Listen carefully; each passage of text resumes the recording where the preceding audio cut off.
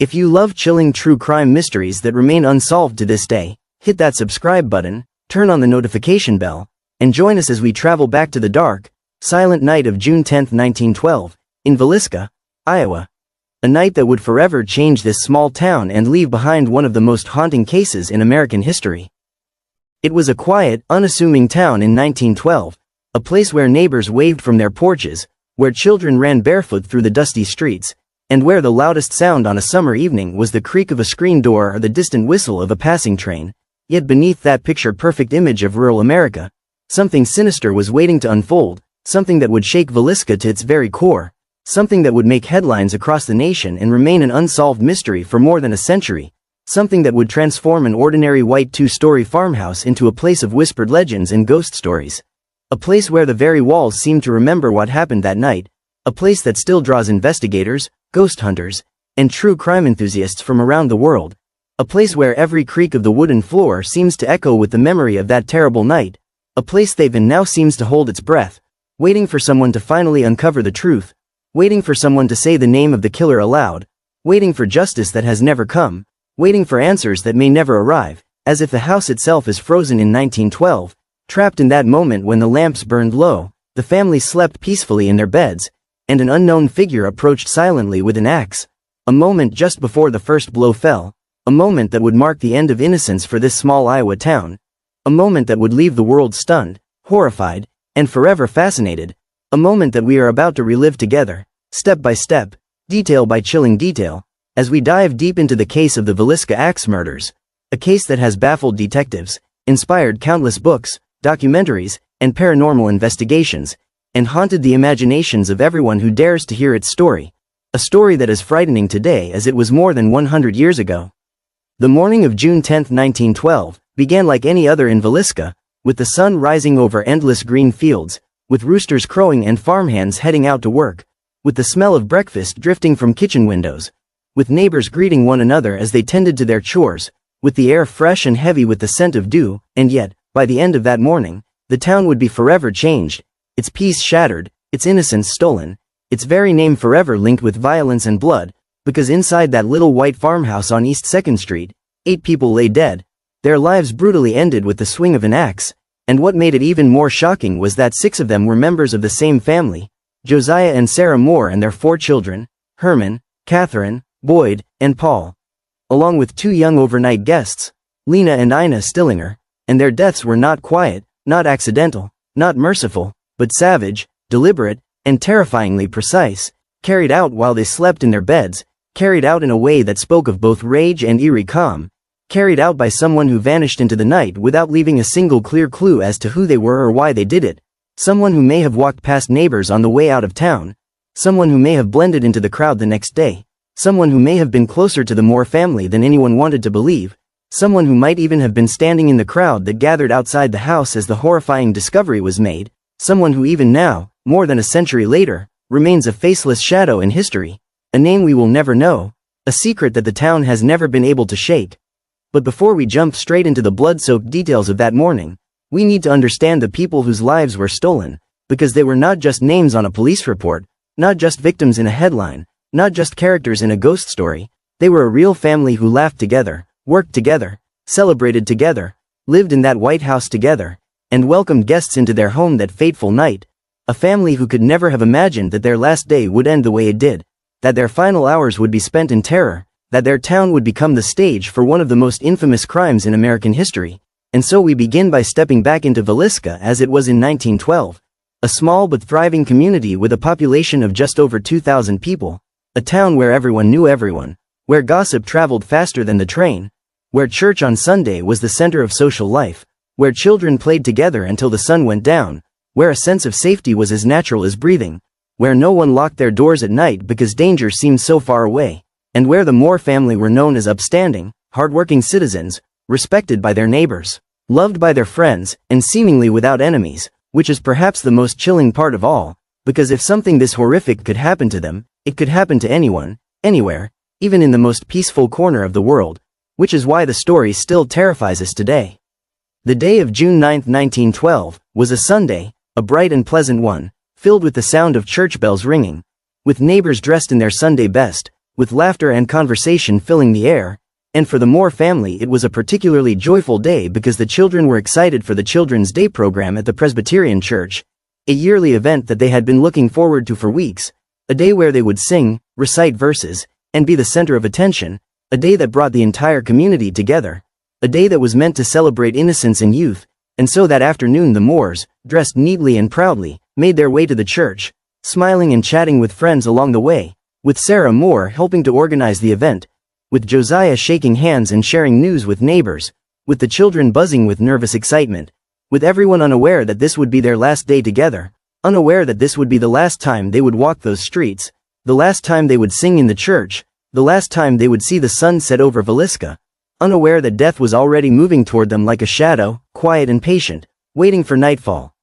That evening, after the program ended, the Moores lingered at the church a little longer than usual, talking with other families, congratulating the children, enjoying the warm summer night, and it was around this time that Lena and Ina Stillinger, two young sisters who had also attended the event, were invited by Catherine Moore to spend the night at the Moore house, a simple, innocent invitation that would place them in the path of tragedy, an invitation that would make them part of a story that would be told for generations. And so, after receiving permission by telephone from their parents, the Stillinger girls accompanied the Moores back to their home, walking the short distance together under the starlit sky, perhaps laughing, perhaps telling stories, perhaps dragging their feet a little because they wished the night would never end, completely unaware that somewhere, someone might already have been watching them, following them, waiting for the perfect moment. And when they finally reached the Moore house, the lights were lit, the doors left unlocked as was the custom, the children were put to bed, the house settled into the quiet rhythm of night, and outside, the small town grew still,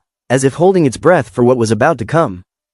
Inside the house, Josiah and Sarah retired to their bedroom, tired from the long day but content. The children lay asleep in their beds upstairs, perhaps dreaming of the fun they had at church, perhaps whispering to each other in the dark until they finally drifted off. Lena and Ina were given a bed in the guest room, and one by one, the sounds of movement and chatter faded until the only noises were the creak of the old house settling and the faint chirp of crickets outside. The oil lamps were turned low, the night air drifted through the open windows, and the house seemed at peace, a peacefulness so complete that it is almost unbearable to imagine what happened next, because at some point, perhaps just after midnight, perhaps closer to 2 a.m., someone approached the Moore house, someone who may have been hiding in the barn earlier that day, someone who may have been waiting in the shadows, someone who now found the door unlocked, stepped inside, and moved through the house with eerie calm, someone who was carrying an axe, someone who in the next hour would turn this quiet home into a scene of unimaginable horror, someone whose identity remains a mystery to this very day,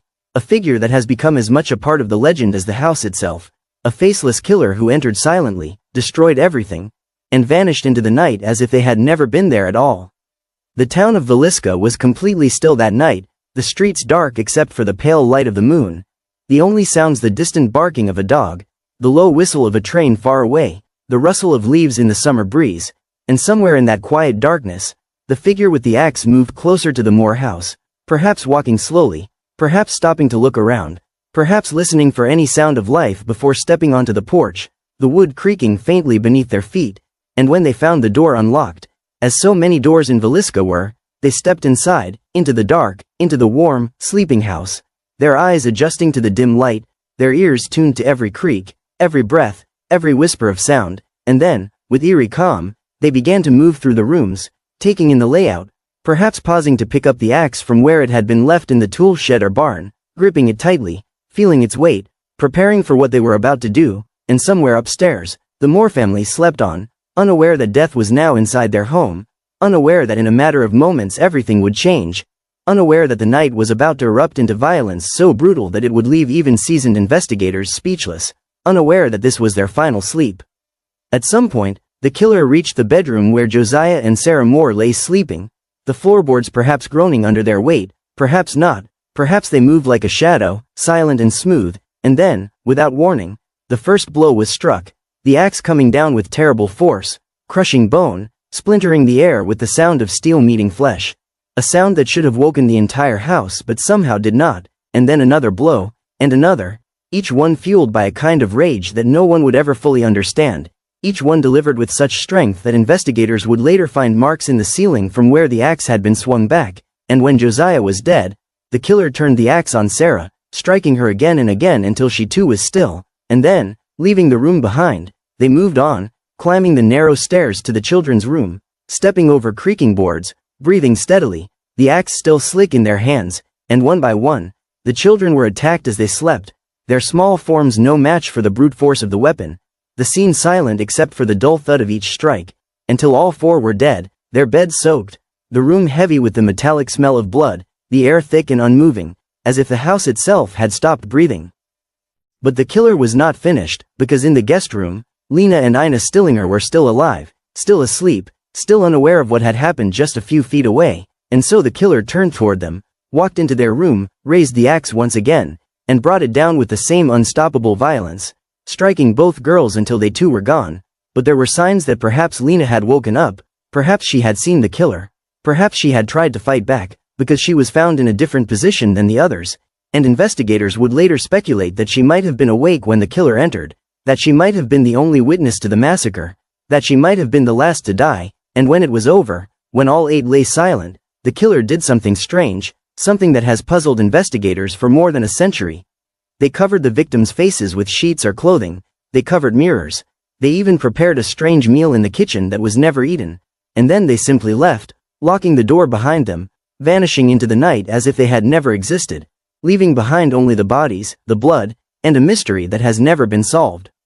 When morning came, neighbors noticed that something was wrong, that the usually lively Moore house was quiet, that no one was out doing chores, that the curtains were drawn, and by mid-morning, concern turned to alarm, and a neighbor finally entered the house, only to stumble out moments later, pale and trembling, because what they had seen inside was beyond anything they could have imagined, and soon the entire town gathered outside, whispering, weeping, horrified, as word spread like wildfire, as lawmen arrived and the house became a crime scene, as doctors, ministers, and investigators came and went, as the little house on East 2nd Street became the focus of every pair of eyes in Villisca, and as the reality sank in that 8 of their own had been slaughtered in the night, that a murderer had walked among them, that the killer might still be out there, watching, listening, perhaps even blending into the crowd that now stood outside the house, staring at the windows, wondering how such evil could have happened here, in their quiet little town. The shock that gripped Villisca that day was almost physical, as if a dark cloud had settled over the town, as if the very air had turned heavy and hard to breathe. Neighbors clutched their children closer, locked their doors for the first time in memory, whispered in urgent tones about what had happened, and still they gathered outside the house, unable to look away, unable to understand, unable to believe that someone had crept into that home and destroyed an entire family. And as more people arrived, as horse-drawn buggies lined the dirt road, as boots tramped through the yard, the scene inside the house became more and more chaotic, townspeople entering and leaving, some out of morbid curiosity, others to try and help, until evidence was trampled, fingerprints were smudged, clues were lost forever, and even the axe itself, discovered leaning against the wall, smeared with blood, was handled by multiple people before the sheriff could properly secure it, a fact that would haunt the investigation forever, because in those first crucial hours, the scene was contaminated beyond repair, and whatever small chance they had of quickly identifying the killer began to slip away like smoke. The coroner was called, doctors examined the bodies, and the grim task of removing them from the house began, one by one, the small forms carried out, the sight so unbearable that many turned away, some openly wept, ministers prayed, mothers clutched their children, and through it all, a deep unease settled over everyone present, because if this could happen here, in Villisca, it could happen anywhere, and if the killer could strike once, they could strike again, and as the sun began to set that day, the town was transformed from a quiet farming community into a place filled with fear, suspicion, and tension so thick it seemed to hang in the air. Every stranger was eyed with distrust, every creak in the night made hearts race, and the question on everyone's mind, who could have done this? Began to consume them, to gnaw at them, to keep them awake long after dark, and when the investigation began in earnest, that question would only grow more complicated, because there were suspects, yes, but no one who could be definitively proven guilty, and as each new name was whispered, as each new theory spread, the mystery only deepened. One of the first suspects to draw serious attention was Reverend George Kelly, a traveling preacher with a troubled past, a man who had been in Villisca that weekend to attend the Children's Day program, a man who left town by train early Monday morning, a man who, according to some accounts, had been seen acting strangely, and when word spread that he had a history of mental illness, that he had once been caught peeping into windows, that he had sent bizarre letters to women, Suspicion began to grow, and when he later allegedly confessed to the murders, only to recant,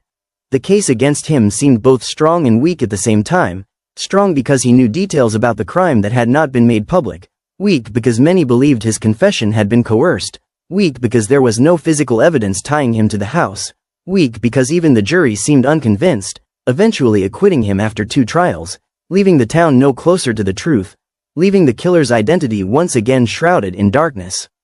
Another theory pointed to a man named Andrew Sawyer, a transient who had been seen behaving strangely on a train shortly after the murders, talking about the killings before the news had even spread that far, allegedly telling other workers that he had been near Villisca that night, allegedly showing a disturbing interest in the case, and for a time, authorities considered him a serious suspect, but when he was questioned, his alibi checked out, he was released, and the trail went cold once again, forcing investigators to consider even wilder possibilities. Perhaps the killer was someone from out of town, someone who had hopped a train and vanished. Perhaps it was a serial killer traveling from state to state, striking at random. Perhaps it was someone who had a personal grudge against Josiah Moore. Perhaps it was someone who had planned this for months. Someone who knew the family's routines. Someone who waited until the perfect night when the house would be full and vulnerable. Someone who wanted to make sure no witnesses survived.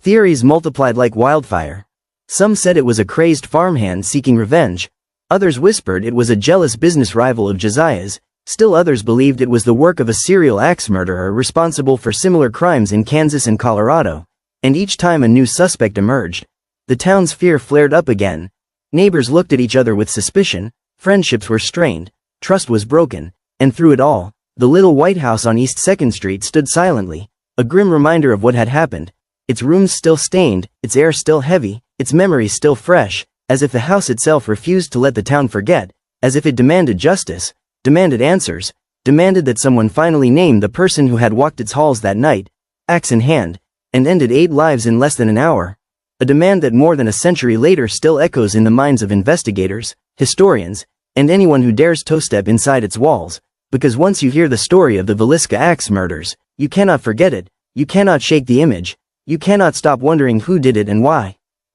As the days turned into weeks, the investigation grew more desperate, with local law enforcement overwhelmed by the pressure, with detectives from neighboring towns called in, with bloodhounds brought to the scene to try to follow a scent, with every barn, shed, and train car in the area searched for clues. But each lead seemed to fade into nothing, each promising clue turned out to be a dead end, and soon the case attracted the attention of private detectives, including some from the world-famous Burns Detective Agency, who were hired to dig deeper, to go where the local sheriff could not, to follow trails across state lines, and they too uncovered theories, suspects, strange coincidences, but nothing concrete, nothing that would hold up in court, nothing that could bring peace to the grieving families or safety to the terrified town. And as the investigation dragged on, frustration grew, tempers flared, and the sense that justice might never come began to sink in, leaving Villisca not only heartbroken but divided, because everyone had a theory, everyone had a suspect, everyone had a side. By midsummer, the case was no longer just a Villisca story. It was front-page news across Iowa, across the Midwest, and soon across the entire nation, with newspapers sending reporters to cover every development, with headlines screaming about the axe murders, with readers horrified and fascinated in equal measure, devouring every detail about the crime, the suspects, the theories, and as the story spread, so too did fear, with towns across America suddenly locking their doors at night, with families sleeping in shifts so someone was always awake, with rumors of copycat killings sparking panic. And while some of these reports were exaggerated, others were very real, because similar axe murders were occurring in other states, in Kansas, in Colorado, in Illinois. And some investigators began to wonder if they were connected, if the Villisca killer was not a lone madman but part of a larger pattern, a traveling murderer who struck whenever and wherever the opportunity arose, a thought that sent a chill through every small town in the Midwest. Detectives followed these leads relentlessly, tracing reports of suspicious strangers, comparing crime scenes, examining train timetables, trying to piece together whether a single hand was behind them all, and one name that surfaced again and again was William Blackie Mansfield, a man who had been convicted of murdering his wife, child, and in-laws with an axe just 2 years after the Villisca killings, a man who allegedly matched witness descriptions, a man whose travels lined up suspiciously well with the locations of several other axe murders, and for a time, Mansfield was considered a prime suspect, but despite the circumstantial evidence, prosecutors could never make the case stick. Mansfield had an alibi for the night of the Villisca murders, and once again, the town was left with more questions than answers, with more frustration, with more sleepless nights, and with a growing sense that the truth might always remain just out of reach, like a shadow flickering at the edge of a lantern's light. The longer the case went unsolved, the stranger it became, with psychics offering their services, with vigilantes threatening to take matters into their own hands, with neighbors turning against one another, with lawsuits filed between families accusing each other of knowing more than they said, with the once quiet town now buzzing with gossip and conspiracy, and through it all, the Moore house stood like a monument to the horror, its windows dark, its rooms empty, its very presence a reminder that evil had been there, that it might come again, and that no one was safe, and soon Villisca became a place people traveled to out of morbid curiosity, to see the house where it happened, to walk the yard, to stand on the porch and wonder what it must have been like that night, and for some, the house seemed to give off an energy, a heaviness, as though it wanted to tell its story, as though it wanted to be heard, as though it would never rest until the truth was known. As months turned into years, the case became colder and colder, the files thicker, the memories dimmer, but the fascination never faded, and every few years new investigators would take up the cause, reopening the case, re-examining evidence, proposing new theories, trying to use modern science to solve an old crime, and yet, each time, they would hit the same wall, the same missing pieces, the same haunting question marks, and today, more than a century later, the Villisca axe murders remain one of the most famous unsolved cases in American history, a story that continues to draw writers, filmmakers, ghost hunters, and true crime enthusiasts, a story that refuses to be forgotten, a story that serves as a grim reminder of how quickly life can be stolen. How fragile safety really is, and how sometimes, despite all our efforts, evil slips through our fingers and disappears into the night.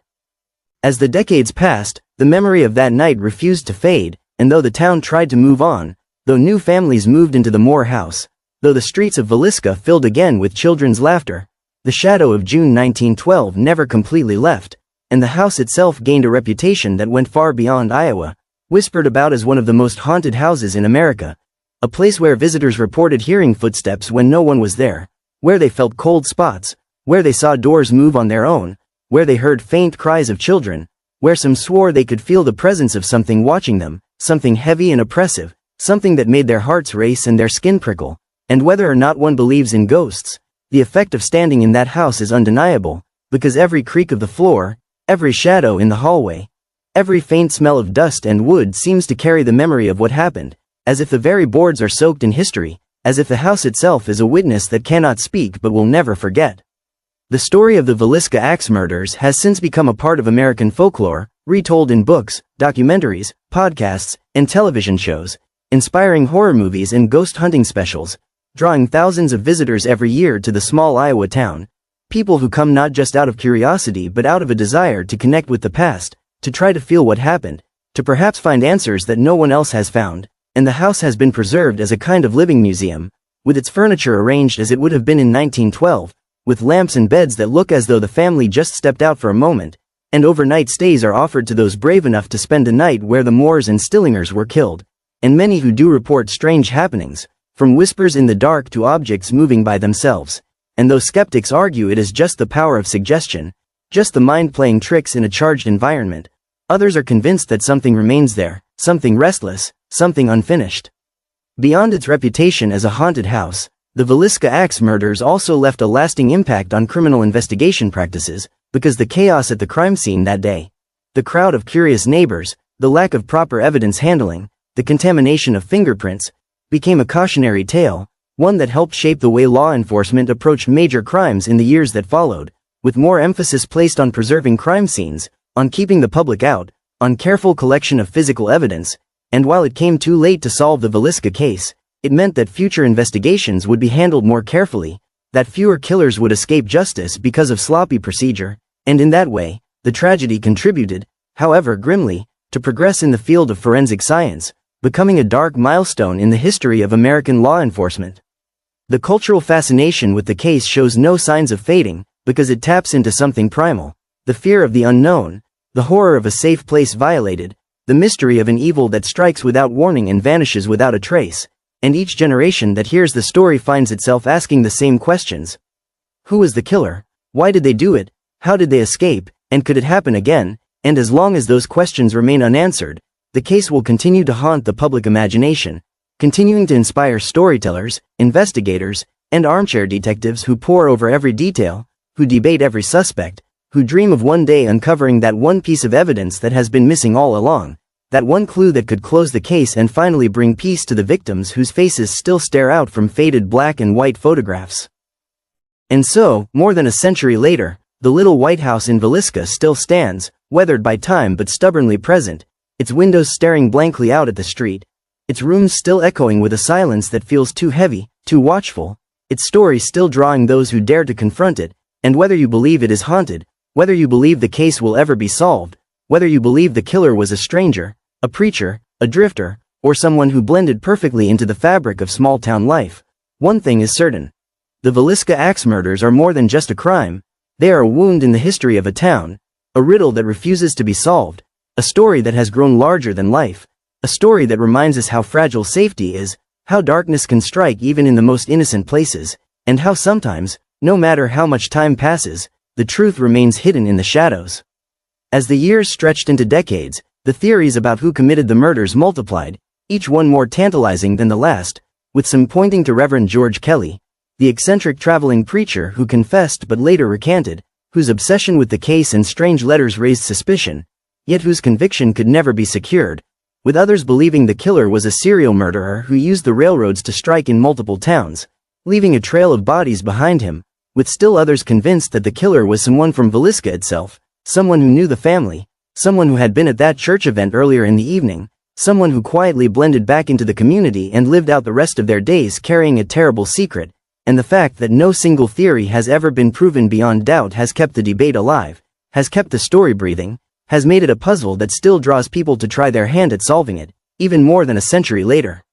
The psychological toll of the murders on the people of Villisca cannot be overstated, because this was not just a crime, this was an earthquake that shattered their sense of safety, that made them suspicious of their neighbors, that made them jump at every sound in the night, that made them check and recheck the locks on their doors, and even after the immediate fear faded, the community carried scars. A kind of generational memory of what had happened, passed down in whispers and warnings, told to children as they grew up in the shadow of the house, shaping their idea of what danger looked like, of what evil could be, and this haunting memory became a part of the identity of the town itself, something that Villisca could never quite escape, no matter how much time passed or how many attempts were made to turn the page and move forward.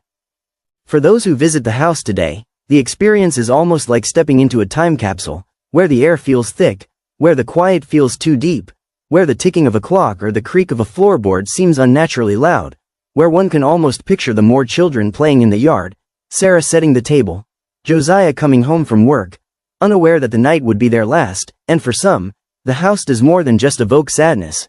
It seems to awaken something inside them, a kind of primal fear, a reminder that danger can come even in the places we feel safest, and that realization is what makes this story so powerful, so enduring, because it is not just about Villisca, it is about all of us, about the vulnerability we share as human beings, about the darkness that can intrude without warning and leave a mark that never fully fades. The legend of the Villisca axe murders continues to grow in part because no one has been able to put a period at the end of the sentence. No one has been able to close the book. No one has been able to say definitively, this is who did it, and that open-endedness keeps the story alive, keeps it breathing, keeps it relevant, because each new generation of investigators, of journalists, of filmmakers takes another run at it, and each time they bring fresh eyes, fresh technology, fresh questions, and perhaps one day someone will uncover the piece of evidence that everyone else has missed, the tiny detail that will snap everything into focus, but until that day comes, the case will remain what it has always been, a mystery, a cautionary tale, a story that lingers like a ghost at the edge of American history. And that is why, even after all these years, the Villisca axe murders continue to hold us in their grip, because they are more than just a story about a crime. They are a story about fear, about the unknown, about the fragility of life and the search for justice, and as long as we keep asking questions, as long as we keep telling the story, as long as we keep shining a light into that dark house, we honor the memory of the Moore family and the Stillinger sisters, we refuse to let them be forgotten, and we remind ourselves that some mysteries are worth chasing, even if we never catch them, because in the pursuit of truth, we find something about ourselves, something about our own courage, our own resilience, and our own ability to face the darkness and keep going. In recent years, Advances in forensic science have breathed new life into the Villisca case, with cold case detectives and private researchers re-examining the evidence with techniques that would have been unimaginable in 1912, including DNA testing, fingerprint analysis using modern databases, and even digital reconstructions of the crime scene. And though much of the physical evidence has been degraded by time, by contamination, by mishandling in the chaotic aftermath, investigators still hold out hope that some small fragment, a hair, a blood sample, a fingerprint preserved on an old piece of wood, might one day yield a match, and the prospect of solving the case after more than a century has electrified the true crime community, inspiring amateur sleuths and online investigators to dig through old newspaper clippings, to pore over scanned court records, to build timelines and maps and suspect lists in the hope of seeing patterns that others missed, of connecting dots that have remained scattered for over 100 years. Among the most compelling modern theories is the idea that the Villisca murders were part of a larger series of axe murders that plagued the Midwest in the early 1910s, sometimes referred to as the Midwest Axe Murders, in which entire families were slaughtered in their beds in eerily similar fashion, with lamps left at odd angles, mirrors covered, doors locked from the inside. And if these crimes were connected, it suggests the work of a traveling serial killer, perhaps using the rail system to move from town to town, striking under cover of night, leaving chaos in his wake, and then vanishing before anyone could stop him, a theory that chills the imagination because it means the Villisca killer may have never been caught because he simply kept moving, kept killing, kept fading into the American landscape like a shadow, his identity forever lost to history. Other researchers continue to focus on Reverend George Kelly, the strange little man who confessed to the murders before retracting his statement, who was tried twice but never convicted, whose obsession with the case seemed almost too intense to be innocent. And while some dismiss him as a mentally unstable attention seeker, others argue that his knowledge of certain details could only have come from being inside that house, from seeing the crime scene with his own eyes. And even today, debates rage on forums and social media about whether Kelly was the true killer, with some amateur sleuths compiling elaborate case files arguing for his guilt, while others point to inconsistencies, to his lack of physical strength, to the possibility that his confession was coerced, leaving the question as murky as it was in 1917. When the jury failed to convict him. What makes the case so fascinating in the age of the internet is that it has become a kind of collaborative mystery, with thousands of people across the world joining in the hunt for answers, sharing theories on Reddit threads, discussing suspects in podcasts, debating motives on YouTube comment sections, and in this way, the Villisca axe murders have transcended their origins as a small-town tragedy and become a global puzzle, one that continues to attract new minds, new voices, new energy. And perhaps it is this collective focus, this refusal to let the story die, that keeps the case alive, keeps it relevant, keeps it from slipping into the dust of forgotten history, because as long as people are talking about Villisca, as long as they are searching for the truth, there is still hope, however faint, that the truth might one day emerge. And even if that day never comes, even if the case remains forever unsolved, the story has taken on a life of its own, becoming a symbol of all the cold cases that haunt the American imagination. A reminder that justice is not always guaranteed, that evil sometimes goes unpunished, and yet, there is power in remembering, in keeping the victims' names alive, in continuing to tell their story, because it means that what happened to them still matters, that their lives are not forgotten, that their tragedy is not just a footnote in history but a call to vigilance, to compassion, to the belief that even when darkness strikes, there are always those who will keep the lantern lit, who will keep searching, who will keep asking the hard questions until the very end. Picture Villisca on that warm June evening in 1912, the sun sinking low beyond the rolling fields, the town slowly settling into quiet, with dogs barking in the distance, with fireflies blinking in the dusk, with the clatter of dinner dishes giving way to the hush of bedtime routines, and in the Moore house, the family had just returned from the children's day service at the church, the children tired but happy, Sarah perhaps humming softly as she tucked them into bed, Josiah checking the locks on the doors, making sure the house was secure, never suspecting that a stranger, or perhaps someone he knew, had already slipped inside, was already hiding in the attic or the pantry, waiting for the household to fall completely still before emerging into the moonlit rooms with the heavy weight of an axe in hand, ready to turn that quiet home into a scene of unthinkable horror. The house would have been completely dark by the time the killer made his move, the only light perhaps the faint glow of the moon filtering through thin curtains, the air still and heavy, the floorboards creaking softly under careful footsteps as the intruder made his way first to the parents' room, where Josiah and Sarah slept unaware, and the first blow would have been quick, silent but terrible, enough to keep Josiah from ever waking, and then Sarah, and then the killer moved methodically from room to room, sparing no one, not the children, not the two little Stillinger sisters who were spending the night, and when it was over, the house was deathly quiet again, save perhaps for the faint ringing in the killer's ears, the sound of his own breathing, the strange calm that must have followed, before he wiped the axe, covered the mirrors, draped the victims' faces, and locked the doors behind him as though trying to erase the nightmare he had just created. Imagine the morning after, when the sun rose over Villisca and neighbors began to stir, when the milkman found the house strangely quiet, when relatives came to check on the family and discovered the locked doors, when someone finally fetched the key and stepped inside, only to be met with a stillness that felt wrong, with a smell that did not belong in a happy home, with the first horrifying sight of what lay in those upstairs rooms, and the screams that rang out would have carried down the street, bringing others running, until soon the house was full of people, full of chaos, full of shock, with grown men weeping, with women fainting, with neighbors stumbling back out onto the lawn unable to catch their breath, unable to comprehend that such a thing could happen in their town, to people they knew, to children they had watched grow up, and that wave of grief and terror would ripple outward until it touched every corner of the community.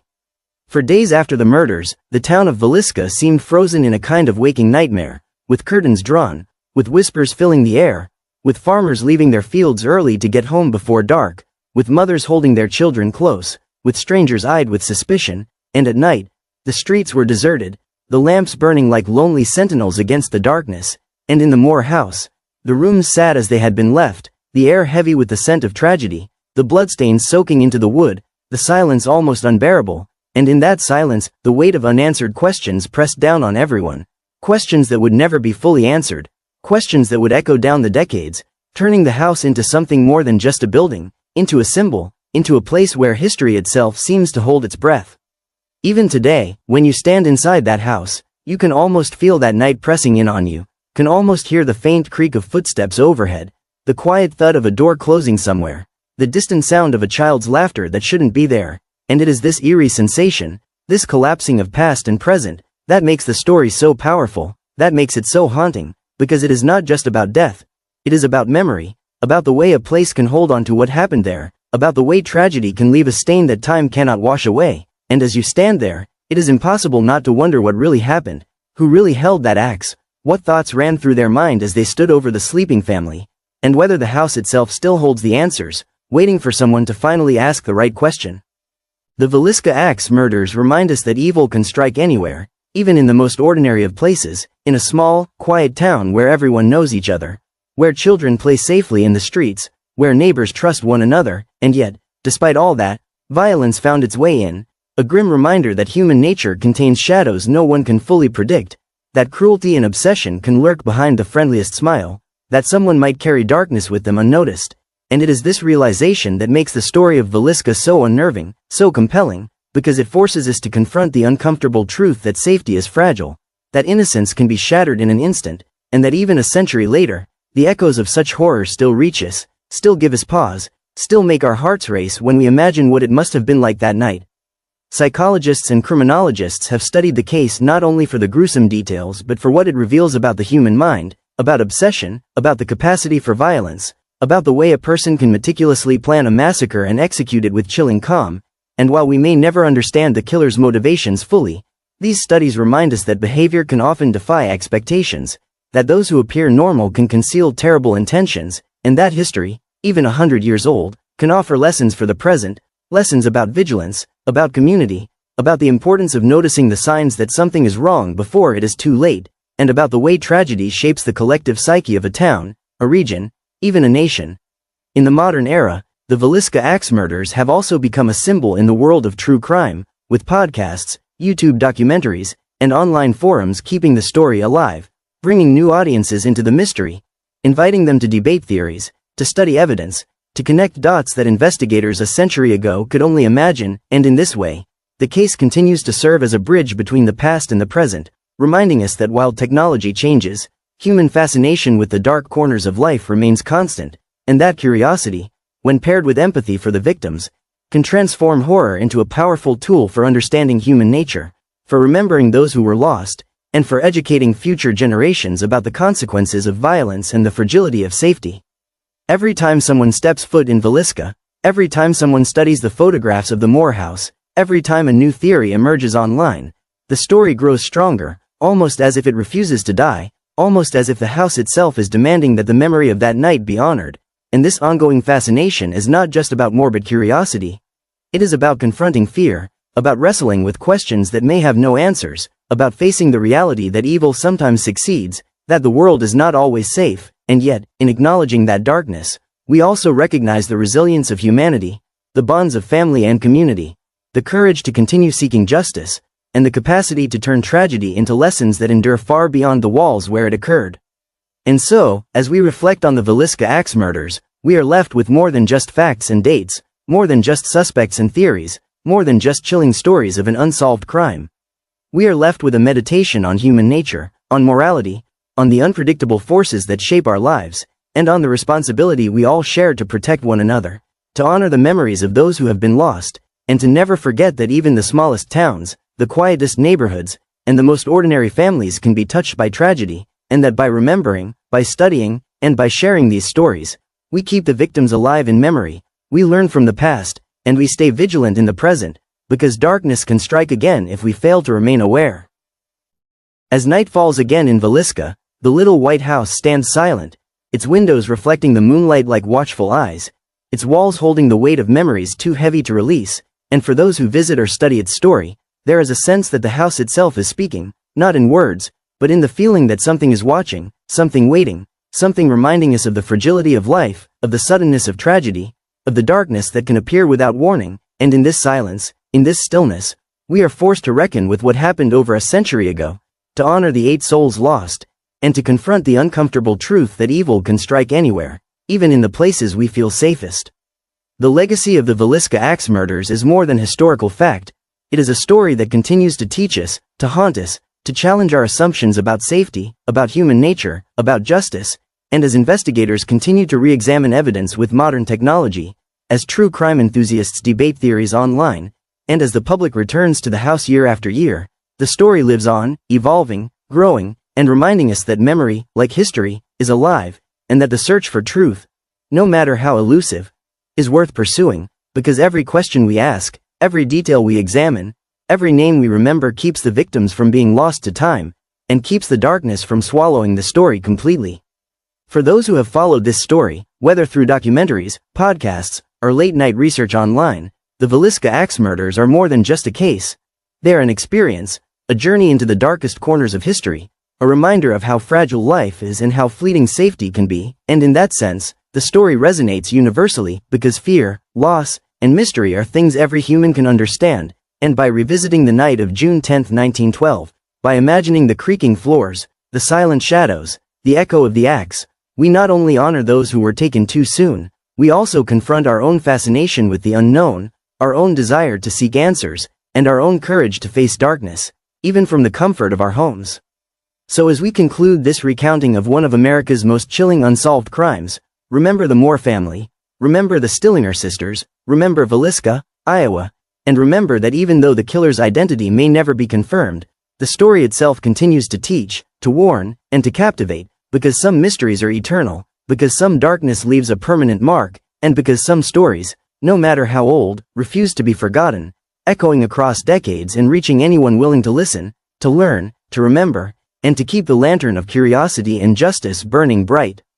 If you found yourself drawn into this story, if your heart raced as you imagined that night, if you felt chills walking through the silent halls of history, then don't let this story end here. Hit that subscribe button and join us as we explore more unsolved mysteries, more true crime stories that defy explanation, more histories that haunt the present, because there are countless stories like Villisca waiting to be uncovered, waiting to be told, and by subscribing, you ensure you never miss the chance to step into the past, to witness the unknown, and to confront the darkness alongside us, because every story remembered is a story that lives on, and every mystery explored brings us closer to understanding the human heart, its fears, its curiosities, and its unending search for truth. Visitors to the Villisca house often describe an overwhelming sense of unease as soon as they step onto the porch, the air thick with the memory of tragedy, the floorboards creaking underfoot as if echoing the footsteps of the past, and the furniture, arranged as it was in 1912, seems to watch, to whisper, to remind every guest that the lives once lived here were brutally ended, And while skeptics chalk it up to imagination, the stories of cold spots, sudden chills, and strange noises are so consistent that even the most rational visitor cannot help but feel the weight of history pressing down, a sensation that merges past and present into a single haunting moment where one cannot distinguish between reality and the echo of horror.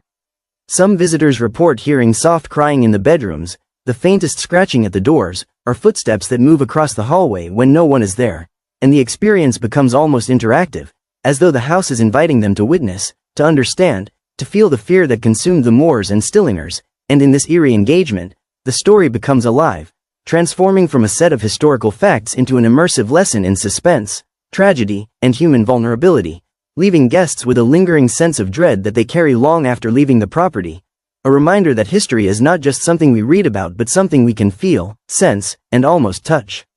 The modern true crime community has embraced Villisca not just for its horror, but for its mystery, drawing amateur sleuths who analyze old photographs, court records, and newspaper clippings, sharing their findings on forums, social media, and YouTube, and sometimes, their theories breathe new life into the case, uncovering overlooked connections, suggesting patterns, and keeping the story relevant for younger generations, proving that the fascination with unsolved crimes is timeless, and that the search for truth, even in the face of uncertainty, can be as compelling as the crime itself, because it speaks to a universal human curiosity about morality, justice, and the darkness lurking behind ordinary lives.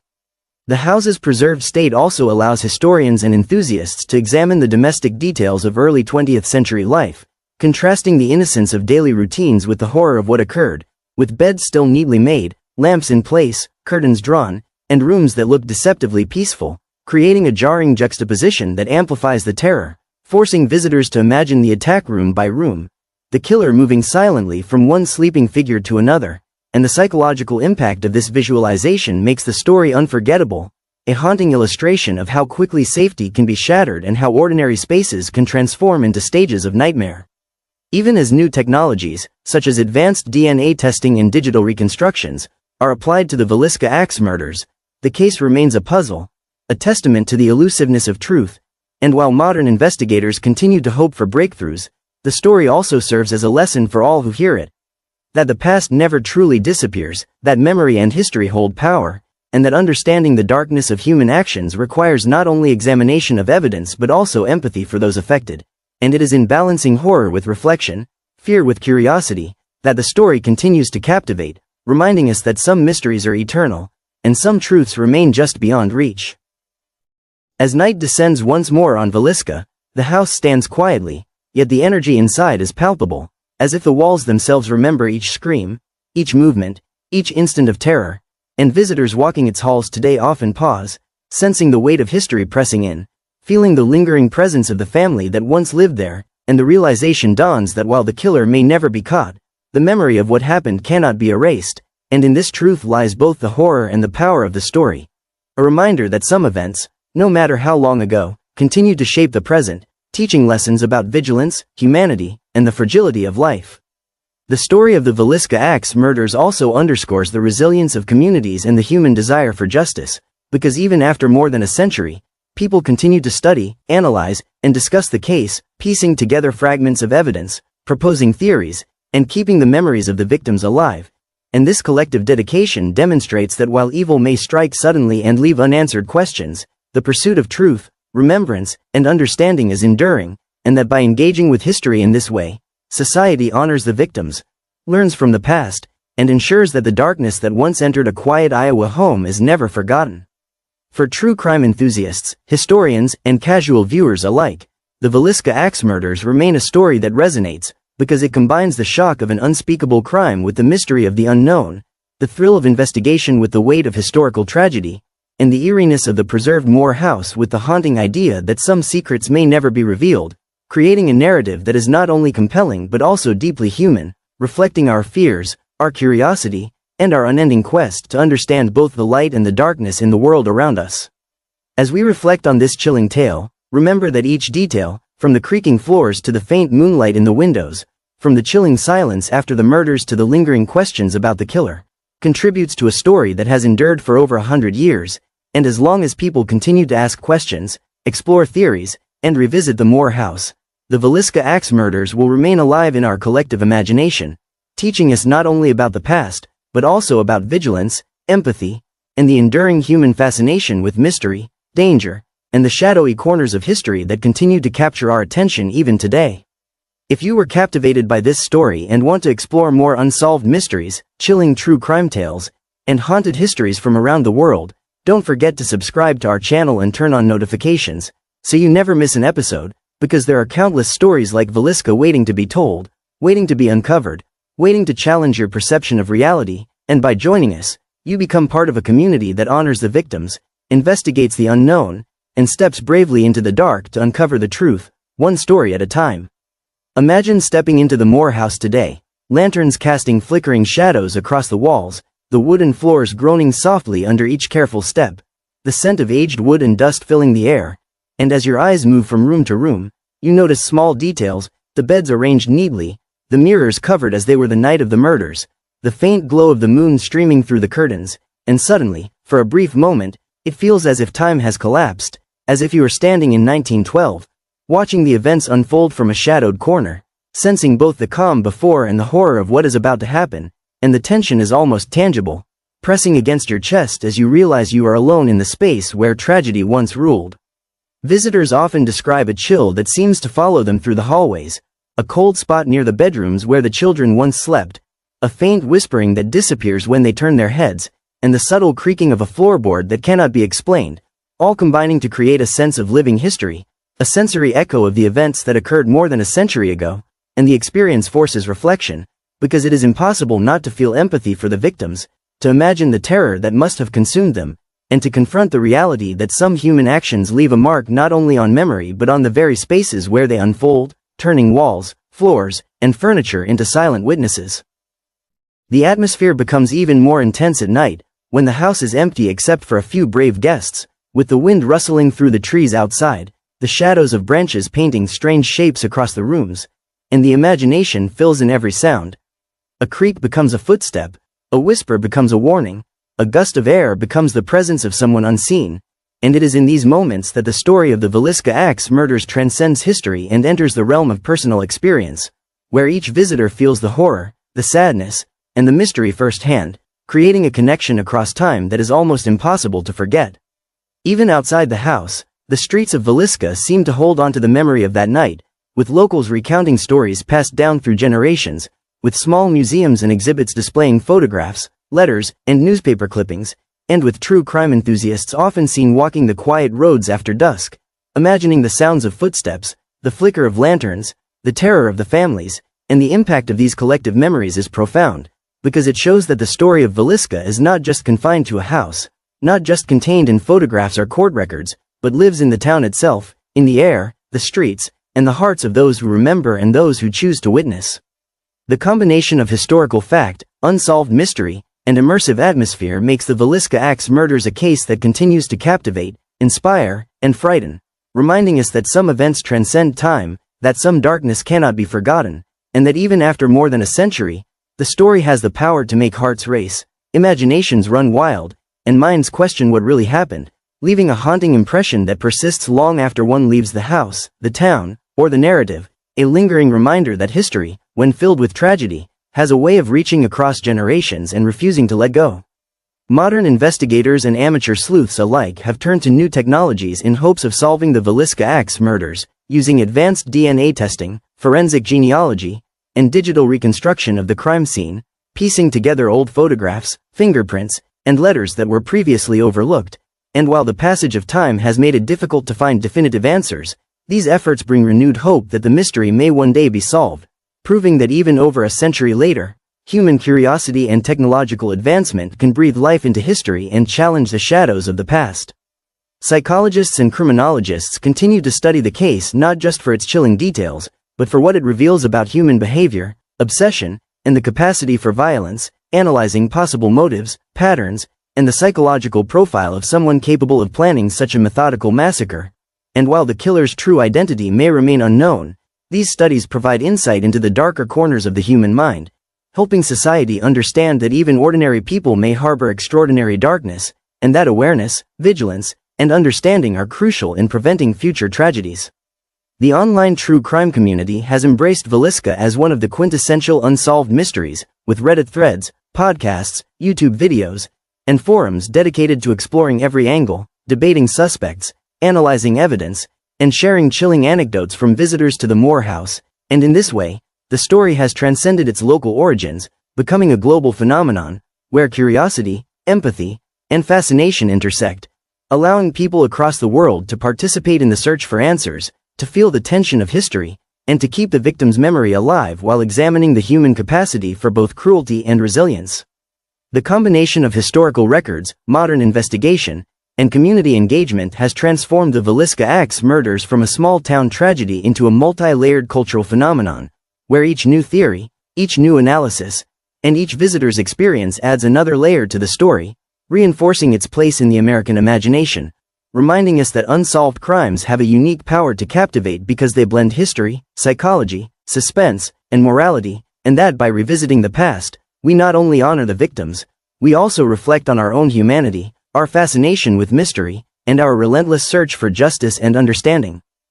As night falls and visitors wander through the empty rooms of the Moore House, the creak of the floorboards seems amplified, echoing like footsteps from a century ago, and shadows stretch unnaturally across the walls, making the imagination leap to what might have occurred in each corner, each hallway, each bedroom, where the 8 victims once slept, and in this eerie stillness, the line between past and present blurs, leaving a chilling sense that history is alive, watching, waiting, and silently reminding everyone that the events of June 10, 1912, are never truly gone.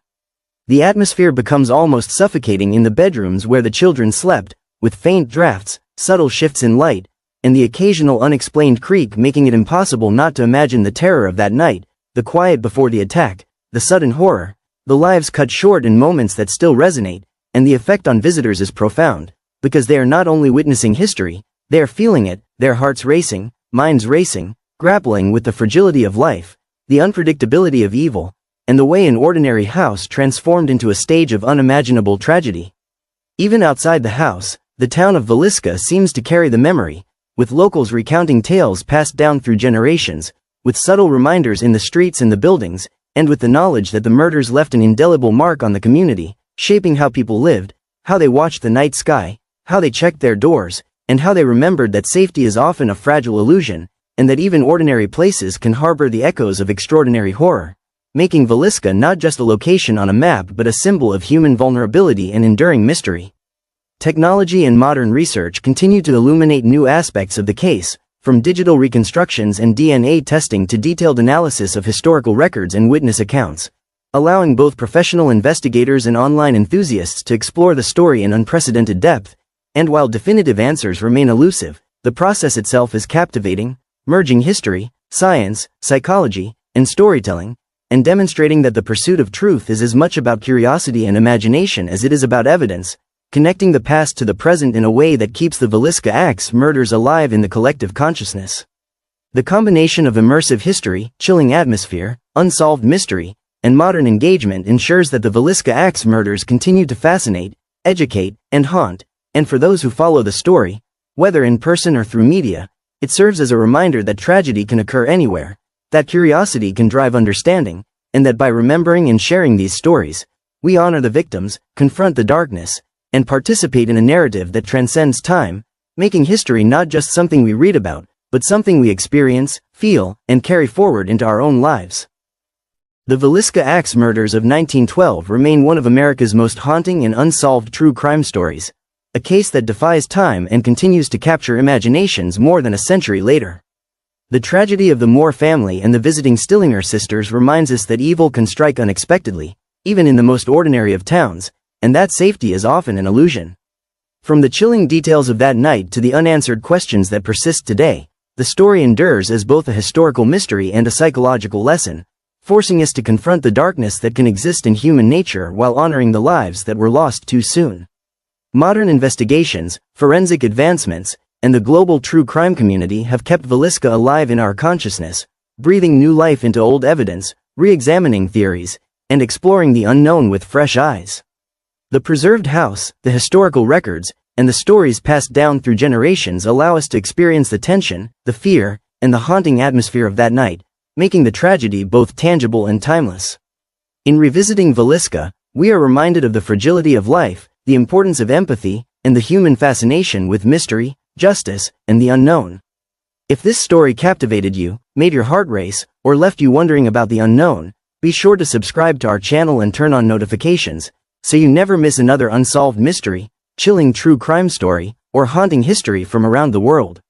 By following, you join a community that honors victims, investigates the unexplained, and steps bravely into the dark corners of human history, exploring the truths that linger long after the events themselves. The Villisca axe murders may remain unsolved, but by remembering, sharing, and investigating, we keep their story alive for generations to come. If you were captivated by this chilling true crime story and want to uncover more unsolved mysteries, haunted histories, and gripping tales from around the world, make sure to hit that subscribe button and turn on notifications bell. By subscribing, you'll join a community of curious minds exploring the darkest